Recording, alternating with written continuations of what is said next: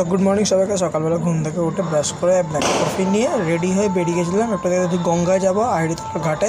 তো আহিড়িতলার ঘাটে গিয়ে কয়েকটা ভিডিও তুলে ফটোশ্যুট করে স্নান করে বাড়ি এসে গেছিলাম। বাড়ি এসে দিনের ফার্স্ট মিল নিলাম, কারণ কিছু না খেয়ে গেছিলাম। তারপর ফার্স্ট মিল নিয়ে পড়তে পড়েছিলাম। পড়া থেকে উঠে ঘুমিয়ে বিকেলবেলা ছাদে যে ব্যাকের ওয়ার্কআউট করলাম, স্টার্ট পুল আপ দিয়ে করে ছাদে বাজিয়ে ফাটাবে বললে নিচে চলে এসেছিলাম। নিচে চলে এসে আমার ওয়ার্কআউটটা শুরু করলাম। আগে করলাম side arm raises, lateral arm raises.